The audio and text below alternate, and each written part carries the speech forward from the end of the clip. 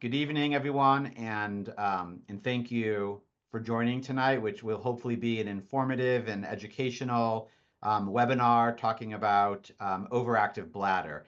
As the intro said, there was a survey, which I believe is now down.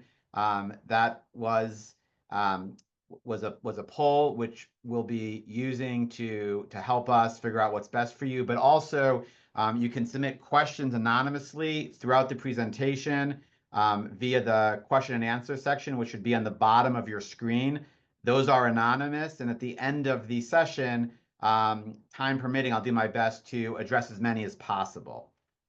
So I just wanted to introduce myself for a second before we talk. Some of you may be current patients of mine, of the practice. Some of you may be not current patients and just have heard about this or are interested in finding out more. So my name is Shapiro. I'm a general urologist who have been practicing at Georgia Urology in Fayetteville for about 9.5 years now here. I did my training in New York City at Columbia University. I operate at Piedmont Fayette, and I do general urology, but one of my primary focuses and real passions, I would say, is voiding dysfunction. So as you're sort of seeing some of these things coming on the screen, you might be identifying with a lot of them. How can I have control of my bladder? How can I go out? How can I spend time with my grandkids? I don't want to leave the house. I can't go to a supermarket without worrying about finding the closest bathroom. And embarrassment is a real issue that obviously happens. We know that up to 50% of patients who have urinary issues, unfortunately, haven't even discussed it with a doctor. But it's also important to recognize that it doesn't have to be that way. And the point of tonight's talk is to try to change that, to try to make people more aware of what is normal, what is not normal, and certainly more importantly, or equally important, is what can be done to address the symptoms. So the purpose of tonight's talk is called Live Without Limits. And I'm going to just kind of go through what the agenda will be. So number one, we're going to talk about bladder function, how the bladder works, and also how the bladder may not always work. Number two, we'll talk about overactive bladder treatment options. We'll certainly talk about some of the ones that many of you may already be familiar with, but I also want to spend time to focus on some of the lesser known options and give more detail of how we can treat the bladder control issues. And of course, as I mentioned, I think as interactive or as non-interactive as a webinar like this could be, hopefully with the question and answer session, we can have it a little bit more interactive and answer some of your specific questions that you may have or that may come up during the talk. So the first thing to know is that if you are on this talk and you have these symptoms, you're not alone. This is a large audience, and I think it's a large audience because this is something that plagues a lot of people. We know that 1 in 6 adults in this country, which is over 40 million people, have symptoms of OAB. OAB, which you'll see there, is overactive bladder. It's very common. In fact, if you look at how many people that is population-wise, and you compare it to vision problems, diabetes, it's basically those two combined is how many people have overactive bladder. And then something else we'll talk about, although the focus will be on urination, is what's called fecal incontinence. And that's an additional 20 million people who have issues with bowel movements, issues with rushing to the bathroom, and unfortunately not always being able to make it in time. And we're going to talk about both of these together. But I want to, at the outset, sort of say this is not necessarily a female issue, and it is not necessarily an age issue. Yes, it does happen with the older you get, it is more common, but it can affect women as well as men. It can affect those individuals of all ages. So what can happen if you don't treat the symptoms? Well, if you ignore the symptoms and you just manage and try to come up with some of your own techniques of how to get by. It can lead to a loss of sleep. It can lead to a loss of confidence, and it can certainly lead to a loss of self-esteem. And we talked about this on the previous slide, is that people are often embarrassed and they don't want to talk about it. And that's why often this stays hidden. And by staying hidden, what's happening is patients can ultimately result in poor sense of self and their own integrity, and they can also get actual feelings of of negativity, which is obviously something that has to do with self-esteem, confidence, as well as health. So again, if we're just looking at this in terms of prevalence, we talked about 42 million people with overactive bladder. Clearly, no one talks about this as a common thing, the way we talk about diabetes and asthma, Alzheimer's, and breast cancer. Not to say that overactive bladder is obviously as life-threatening or maybe as anxiety-provoking as some of those other illnesses, but it's there, and it just is not necessarily addressed. And again, reiterate multiple times tonight that is the primary goal, is to sort of take this out of the shadows and make people talk about it and allow them to get the help that they may need. So 44% of people are too embarrassed to talk about it. And again, it's time for that to change. So let's go now and talk about what's normal and what's not normal. So we mentioned it's men and women, and it is not a normal part of aging or something you just have to live with. It's not something that you should necessarily accept or ignore or leave untreated. And some of these descriptions may be very familiar to a lot of you. Urinating more than 8 times a day, having that urge. We call it urge, but patients say, I have to go. And when I have to go, doc, I have to go. That leads to things like bathroom mapping. When I mention this to patients, oftentimes I get nods in the head. I'll assume that some of you are nodding your head now. That means you go to Costco or Kroger, and you are very aware of where the bathroom is, and you won't often go to a store without knowing that they have a bathroom available to you, because that becomes a complete way that your life is sort of taken hostage and it's dictated by it. You may restrict what you eat or when you eat things. You may, unfortunately, despite everything that we just mentioned, have to wear pads as a result of staying dry. And you may get bad sleep because you are waking up multiple times. And rather than just saying, well, this is a part of aging, I would want you to think of this as your body trying to tell you something. And if that's true, it's obviously important that we are active listeners to our body. So let's start with good news, okay? We talked about a lot of symptoms that may be bothering you.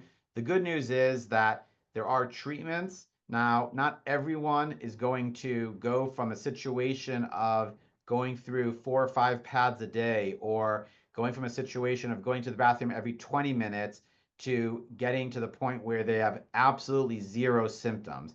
But we can oftentimes, and I would say the vast majority of the times, help get you back to a quality of life that allows you to enjoy day-to-day life and just sort of takes this off the table and doesn't make it constantly be a nuisance for you.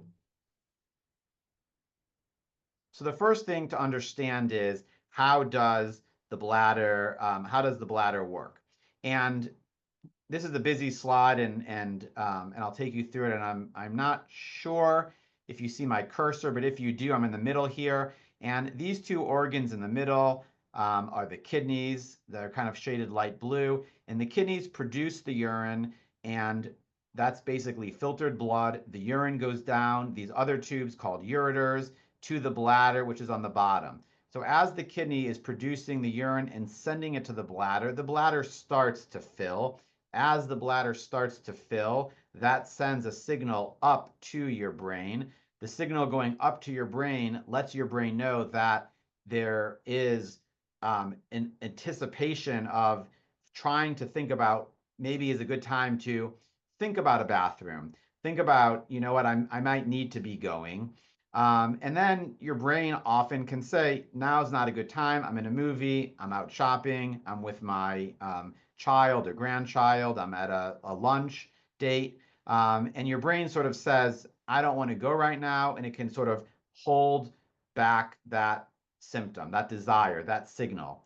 But ultimately, the nerve from the brain, when it's time to go, will send a message back to the bladder and let the bladder know it's an appropriate time, a socially appropriate time, if you will. And bladder, you can empty, the bladder empties. We, as the individual, aren't squeezing our bladder. We're actually relaxing our pelvic floor, which allows that signal from the brain to go back. Well, the problem is that this pathway doesn't always work as I just described.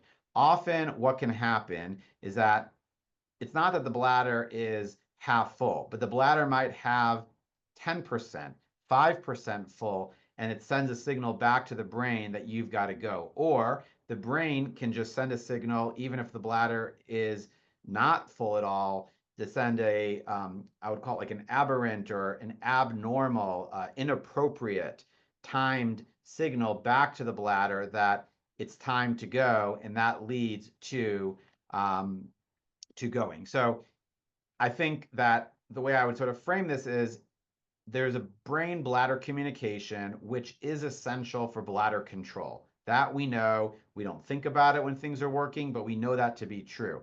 And I think the other side of that coin is to say the exact opposite. When there's a communication breakdown between the nerves, between the signaling pathway of the brain and the bladder, that can result in problems of control. I don't want to go through all of it with the intestines. Needless to say, it's the exact same thing. There's a communication pathway, which is essential for bowel control.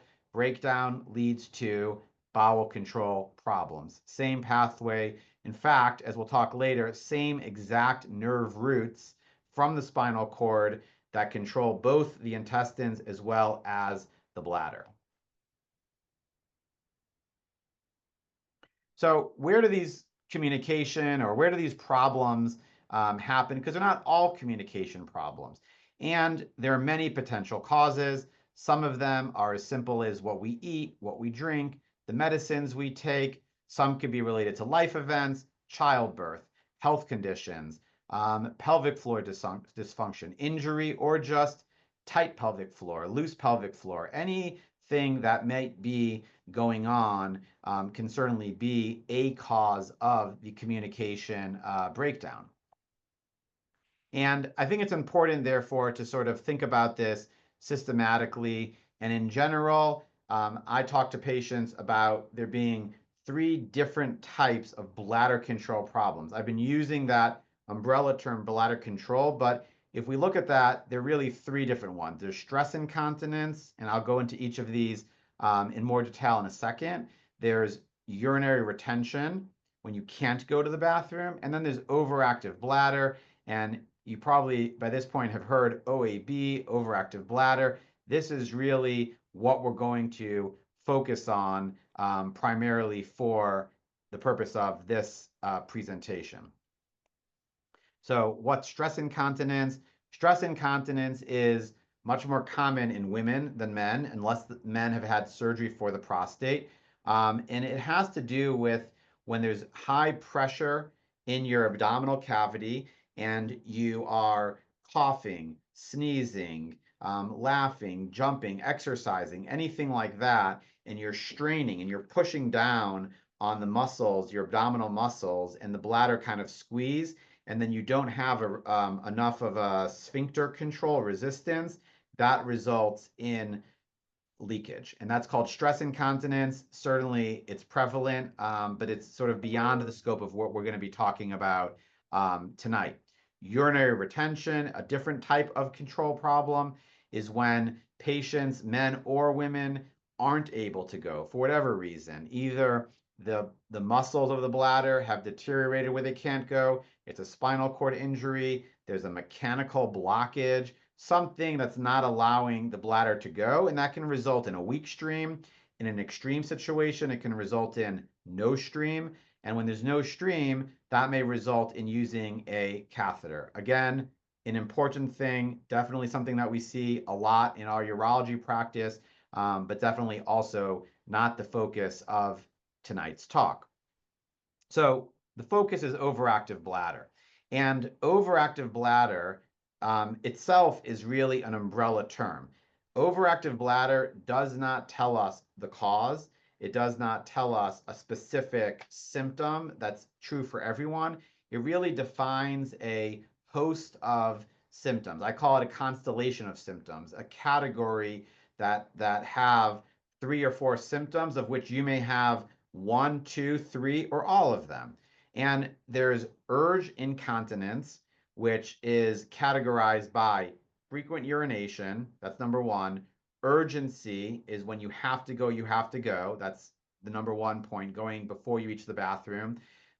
There's nighttime urination, and then there's also actual leakage. That's the incontinence part, lack of control or urinating when you don't want it to happen. That's urinary incontinence, and that's called urge incontinence.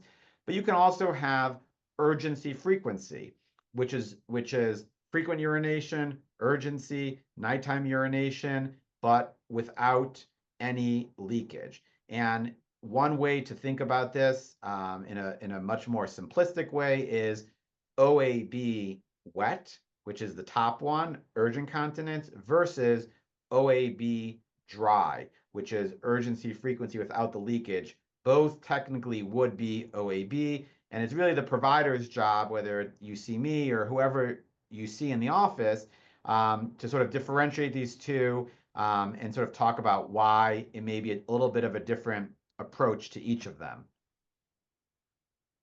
So talking about how we treat. There are a number of steps in finding the best treatment, and with a lot of things in medicine, it's important to lay out the landscape for the patient, even at the very first visit. And that landscape starts from behavioral modifications, lifestyle changes, up to oral medications, and then advanced therapies. And another way to look at this is first, second, and third line treatments.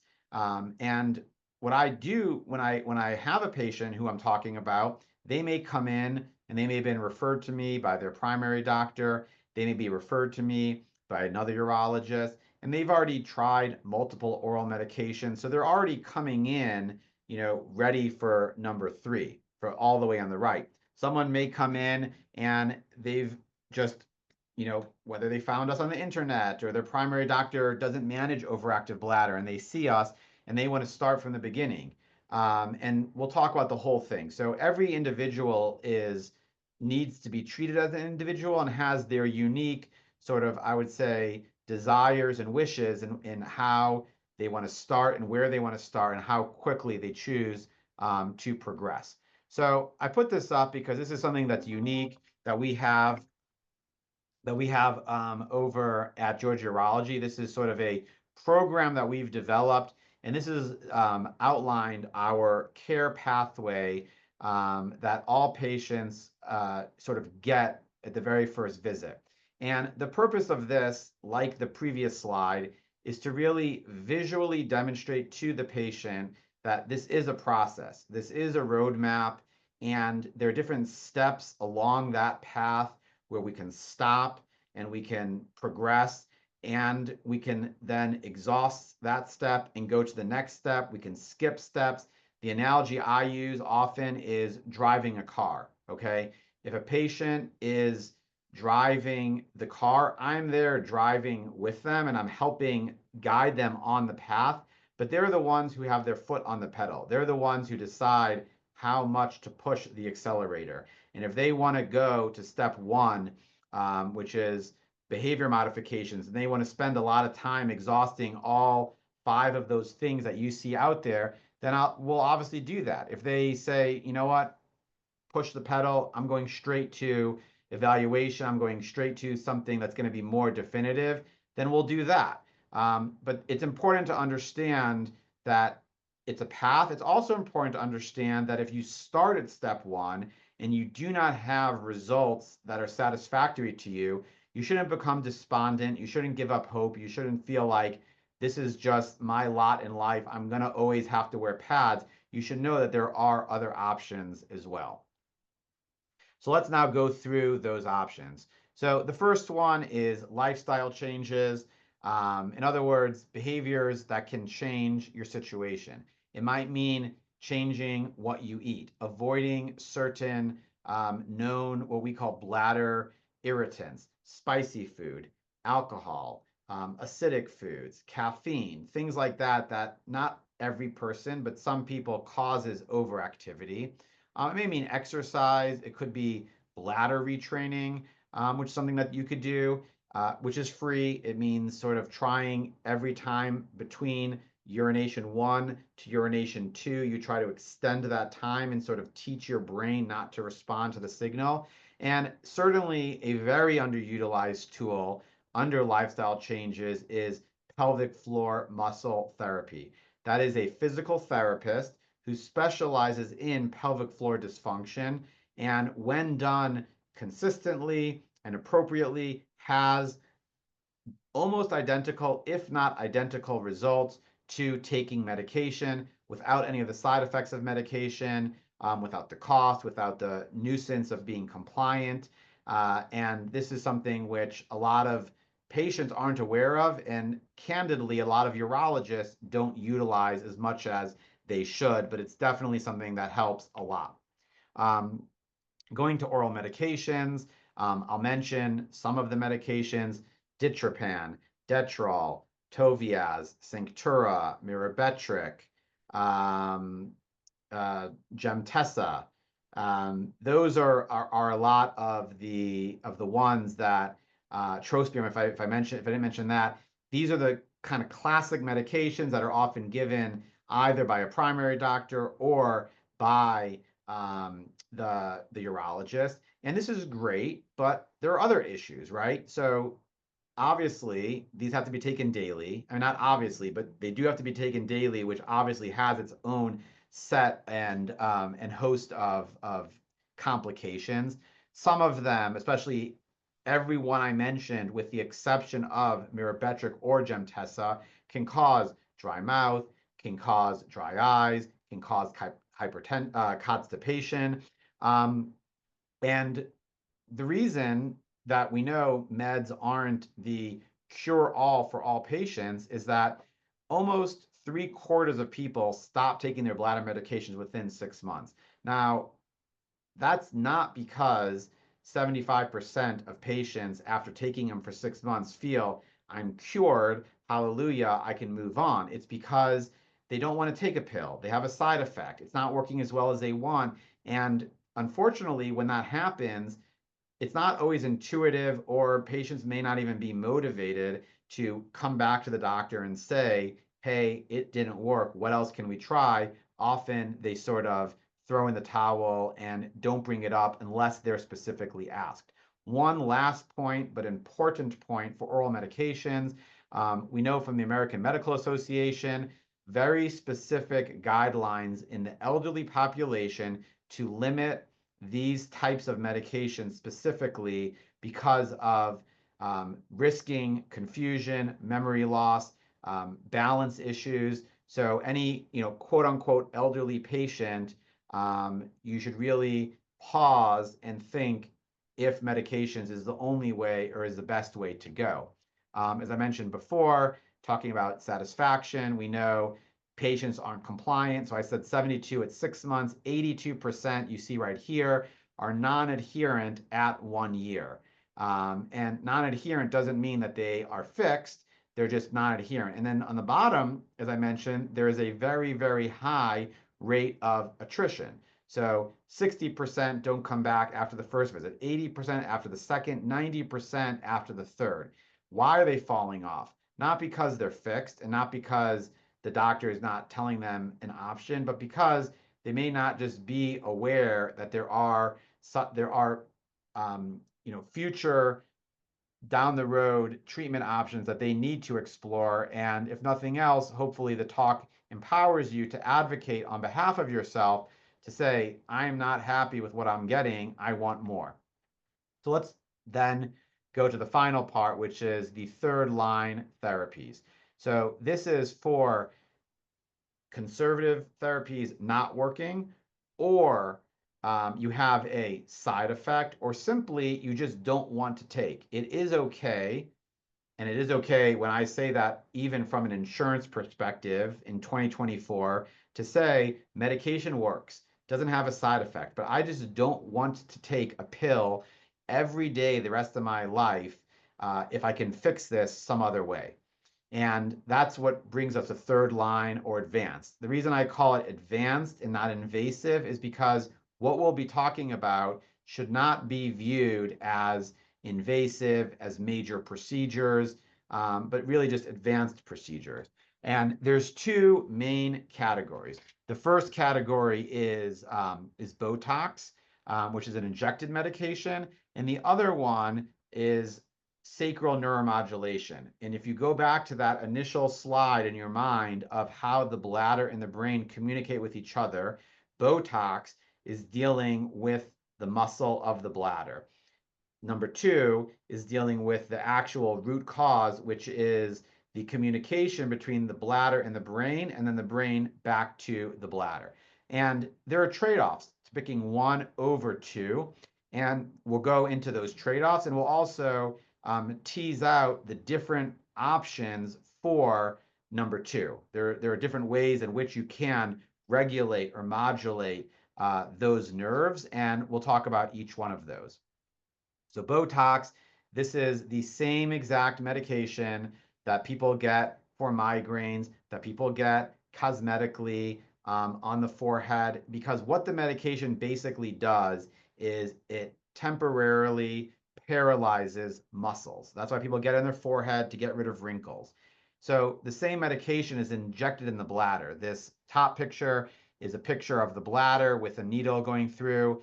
It's not blindly put, but it's under vision. So we would go in with a camera in the office. So this is an awake procedure, does not require anesthesia, does not require hospitalization. And we inject in multiple areas of the muscle in the bladder this medication. And the goal is to not completely paralyze, but to give enough medication so that you don't have as frequent or as urgent of urination. But sometimes it's very hard to find that sweet spot, and sometimes it can overdo it. And that means that although it will ultimately return to normal, in the short term, there is a risk. It's about 5 to 7% of having a short-term need for a catheter. There's also a risk for urinary tract infection, just because you're injecting and manipulating the lining of the bladder with a needle, so you can get a UTI. Even if it works, I don't want to say it's a risk, but a trade-off is that this is something that needs to be repeated, typically every 6 months. And because of that, we know that about half patients stop after 2 treatments. We know that even more of them after the first one, and that's because, again, they have a bad result, or they just kind of don't think they want to continue doing this indefinitely. So now we'll talk about it. This is in category number 2. This would be the way to regulate or control the communication between the brain and the bladder. And this whole time, for the last 30 minutes, we've been talking about the bladder and the brain, and suddenly you're looking at a slide of an ankle and a nerve with bones, and you're saying, am I in the wrong talk? Well, that same nerve that communicates from the brain to the bladder has another branch from the spinal cord that doesn't go to the bladder, but goes all the way down the back of the leg, and is able to sort of be accessed behind the ankle, which is why this slide is for this talk, and why we can do something called PTNS, which is posterior tibial nerve stimulation. This is an office-based option, no anesthesia, no implant that's permanent. And what it does is it allows by stimulating the nerve via a tiny acupuncture needle, you're able to regulate the nerve. Well, it sounds great, and it is great, but what's involved in it is you come in once a week for the 12 weeks. That's your quote unquote induction. That's the beginning, initiation. About 30-minute visit. You're sitting there. We put your foot on a little tray. It's relaxing, but it is every week for 12 weeks. And then you have monthly maintenance. So it works, but it is somewhat time consuming for the patient. And for not everyone wants to do that. I'm going to mention one particular product that's called Ecoin. Although this is the only product, as far as I know, on the market as of today. There are several other companies, including one from Medtronic that will be coming out soon, which is a very similar. And what company you use is not the point of this slide. The point of this slide is to say there is now a newer way to sort of deliver PTNS. So rather, and I'm going to go back a slide, rather than coming in once a week for 12 weeks, this can be an office procedure which can implant a small little battery that's under the skin that gets implanted in the office setting, and that battery actually stimulates a nerve, and that battery sits in there, and it shouldn't have any side effects, does not require anesthesia, and it's sort of an automated way of doing the stimulation. But moving on to what I think patients often land at when they hear all the different options is the sacral neuromodulation. So instead of getting it from an acupuncture needle, instead of implanting a battery in the ankle, this has to do with getting at the root, which is in the back, where those nerves come out of the spinal cord. And what this does is it basically stimulates the nerve, the sacral nerve, so sacral neuromodulation, or SNM. What that means, the sacral nerve is the name of the nerve.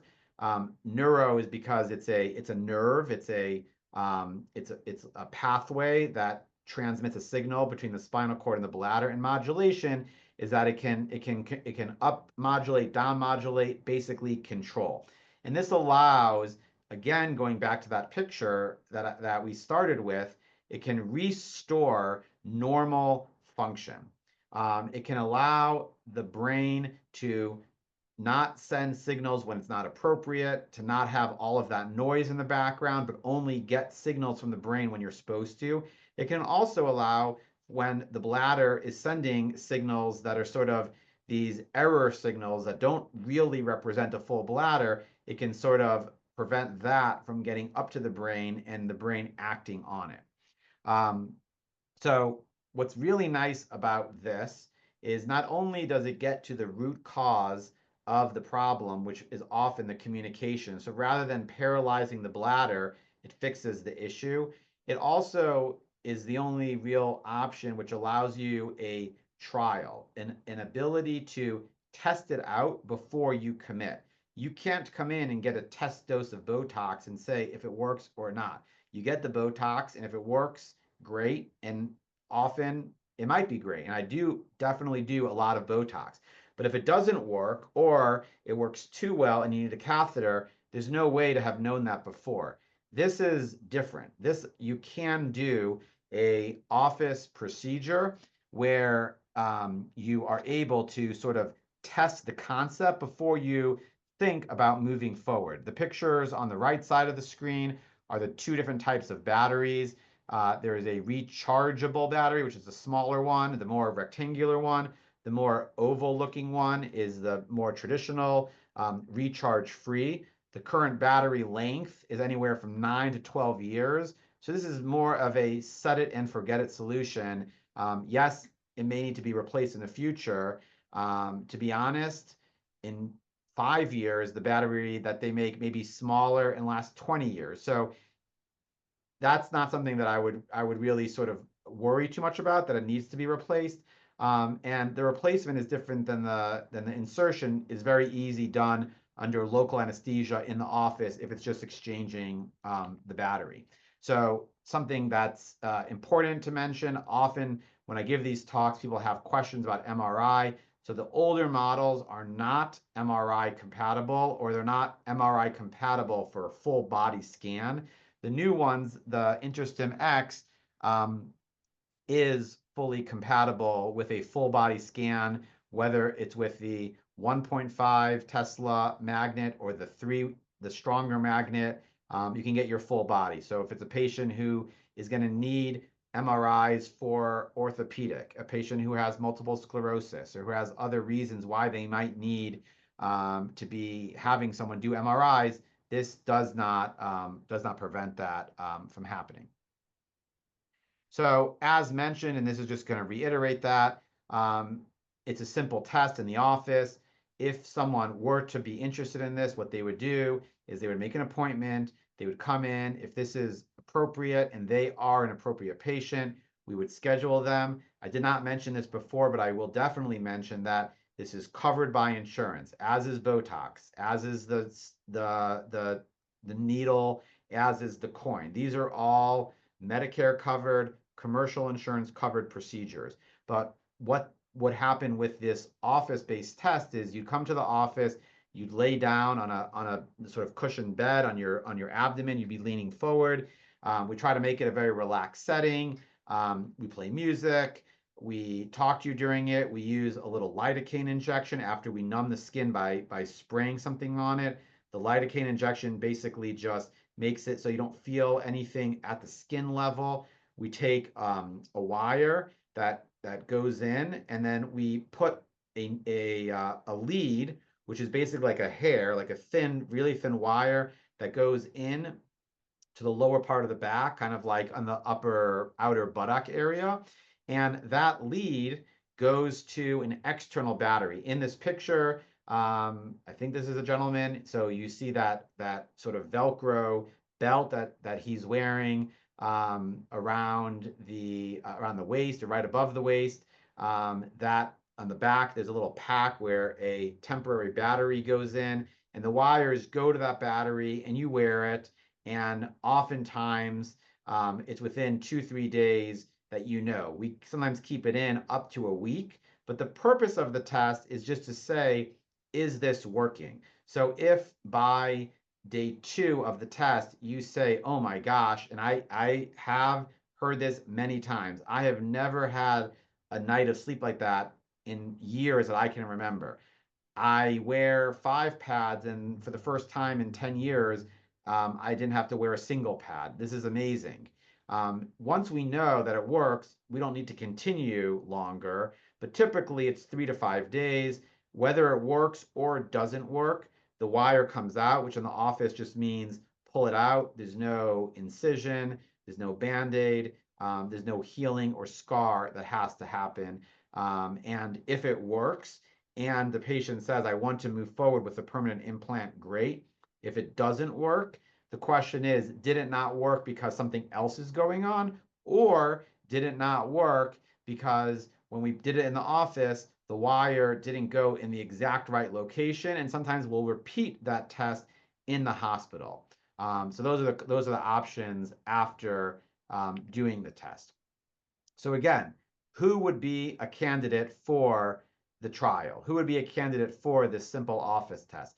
Someone who has overactive bladder symptoms or fecal incontinence. I will say that patients who have primary fecal incontinence without any bladder, this is the exact same test and the exact same procedure, but I will generally refer to a colorectal surgeon, not because it's different, but because if there's no bladder component, I just don't think it's appropriate for the urologist to be managing that patient.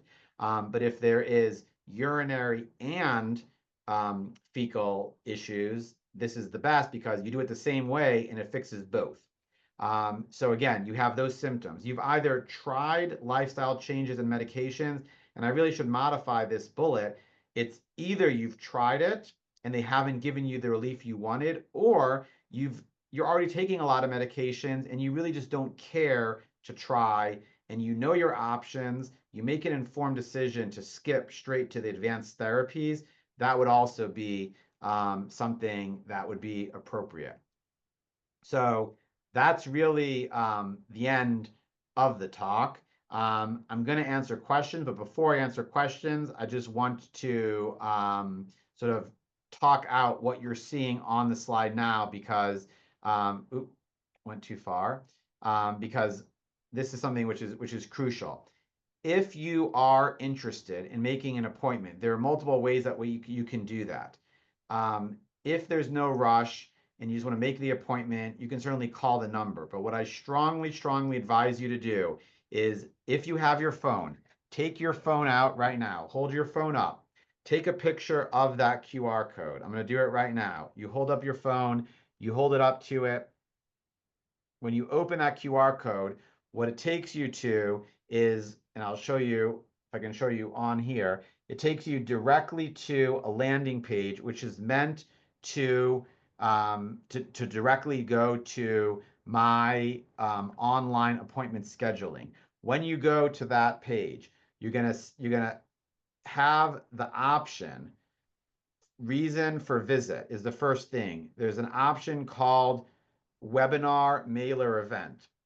Webinar mailer event. If you click webinar mailer event, what that does is it allows you to access a special slot in the schedule, which is designated in a proprietary slot just for patients who are trying to get in. I don't want someone to come, spend 45 minutes listening to this talk, be really motivated, be eager to get treated, and be told they can't get in for 2 months. You can get in as quickly as tomorrow or usually within a week if you select webinar visit as the type of appointment.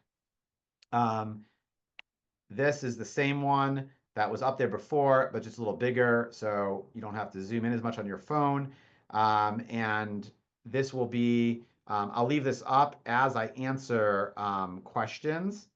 And I'm going to see if I can figure out.